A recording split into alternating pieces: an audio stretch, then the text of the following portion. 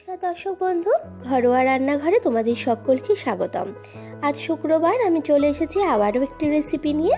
আমার আজকের recipe egg chilli. ডিম দিয়েও যে এত সুন্দর একটা রেসিপি বানানো যায় সেটা যদি তোমরা বাড়িতে না বানাও তাহলে কিন্তু একদম বুঝতে পারবে না। তাহলে চলো বন্ধুরা, আর দেরি না করে দেখে নেওয়া যাক আমি কিভাবে বানিয়ে ফেলছি এগ চিলি। দেখো, এগ চিলি বানানোর জন্য আমি এখানে 4টি ডিম নিয়েছি আর ডিমগুলোকে এরকম 4 টুকরো করে কেটে নিয়েছি। এবার আমি একটা পাত্রে নিয়ে নিচ্ছি কিছুটা ময়দা।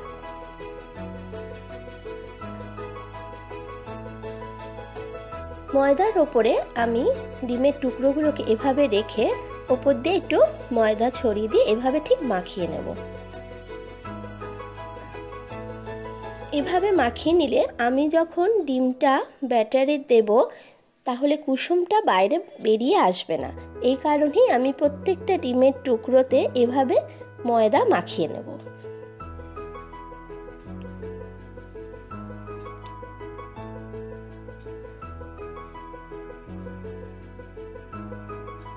দেখো বন্ধুরা, এটা আমার কিন্তু সব মাখানো কমপ্লিট হয়ে গেছে। এবার আমি একটা ব্যাটার তৈরি করব। তার জন্য আমি এখানে নিয়ে নিচ্ছি একটা পাত্র, আর পাত্রের মধ্যে আমি প্রথমে নিয়ে নিচ্ছি 3 চামচ কর্নফ্লাওয়ার আর দেব 3 চামচ ময়দা।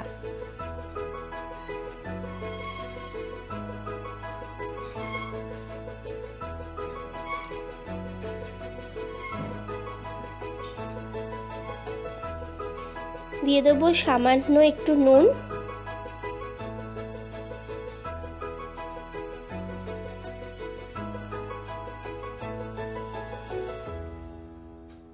গোলমরিচের গুঁড়ো,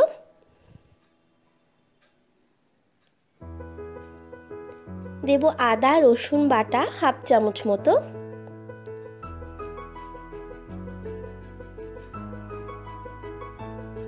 আর দিয়ে দেবো একটা ডিম।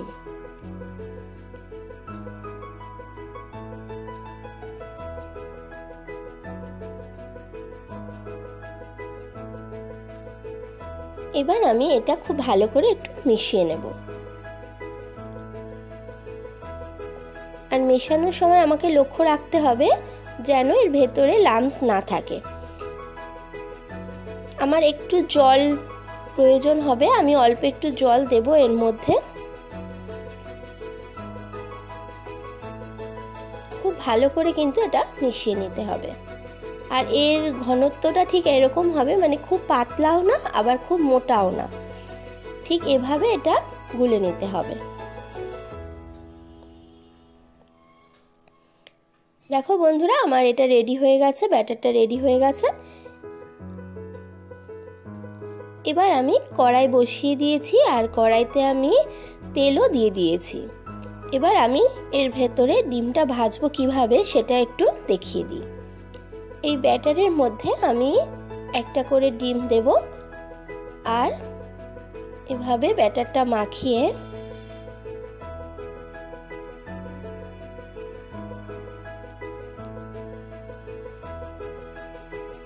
আমি তেলের মধ্যে দিয়ে ভেজে নেব।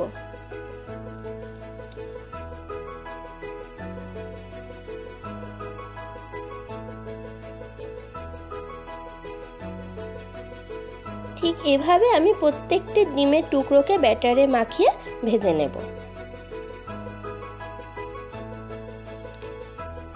এটা যখন আমি দিচ্ছি তখন কিন্তু গ্যাসের আঁচটা কিন্তু মিডিয়াম থাকবে, বেশি জোরে দিলে কিন্তু পুড়ে যাবে, ভালো হবে না। দেখো, আমি একটু এপিট ওপিট করে উল্টে পাল্টে এগুলোকে ভেজে নিচ্ছি। এরকম ভাবে একটু সোনালি রং হলে এগুলোকে আমি উঠিয়ে নেব।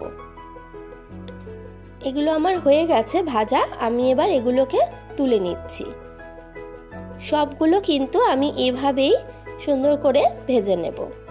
আর এটার ওপরটা কিন্তু খুব মুড়মুড়ে হয়, যেহেতু এর মধ্যে কর্নফ্লাওয়ার দেওয়া আছে সেই কারণে।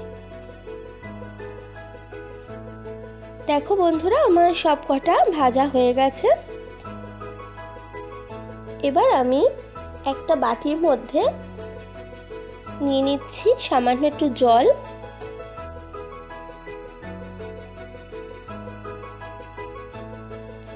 দিয়ে দেব 2 চামচ কর্নফ্লাওয়ার,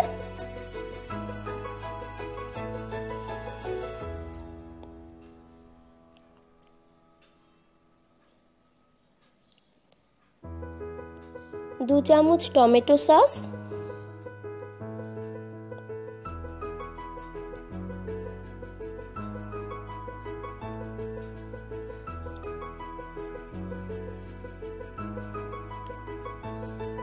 दो चामच सोया सॉस,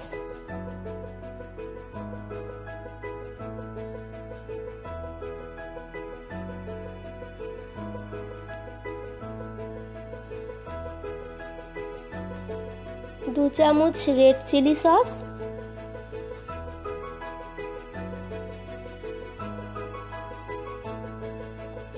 এবার আমি এটাকে ভালো করে একটু মিশিয়ে নেব।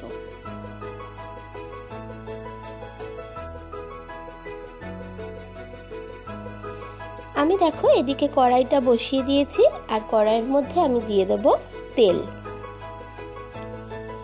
খুব বেশি তেল প্রয়োজন নেই, সামান্য তেলেই হয়ে যাবে।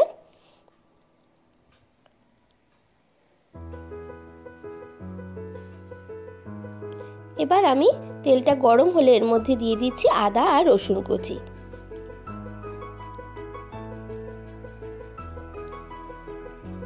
আদা আর রসুনটাকে আমি একটু তেলে ভেজে নেব। এটা একটু তেলে ভাজলে একটা সুন্দর গন্ধ বেরোবে।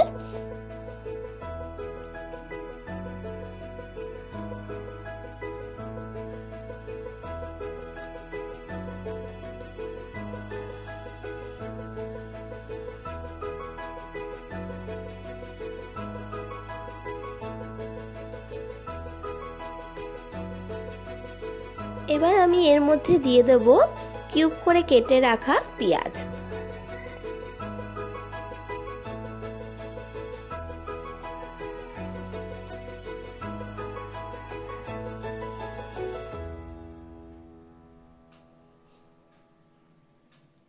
এবার দিয়ে দিচ্ছি ক্যাপসিকাম। ক্যাপসিকামটাও আমি ঠিক এভাবেই কেটে রেখেছি, আমি দিয়ে দিলাম। আর দিয়ে দেবো 2টো কাঁচা লঙ্কা। আমি এখানে 2টো কাঁচা লঙ্কা দিয়েছি, তোমরা চাইলে বেশিও দিতে পারো, তোমাদের স্বাদ অনুযায়ী সেটা দেবে। একটু নাড়াচাড়া করার পর আমি এর মধ্যে দিয়ে দিচ্ছি 1 চামচ মতো ভিনিগার।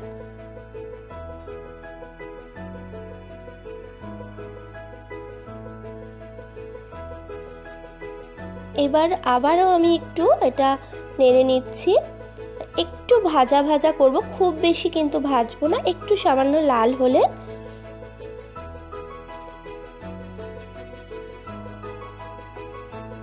দেখো একটু লাল লাল হয়ে এসেছে। এবার আমি এর মধ্যে দিয়ে দেবো সসটা। আমি যে সসটা বানিয়ে রেখেছিলাম সেটা আমি দিয়ে দিলাম। এবার আমি এর মধ্যে দিয়ে দেবো একটু জল।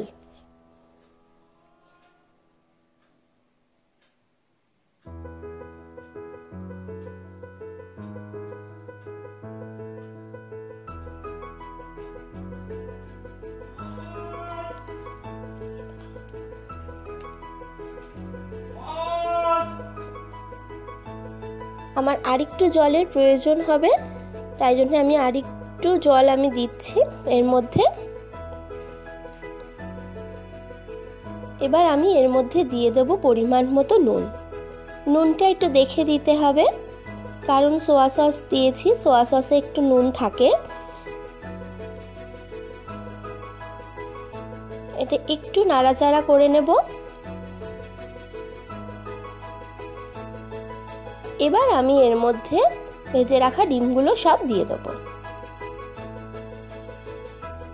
আমি এবার ভালো করে এটা মিশিয়ে নেব।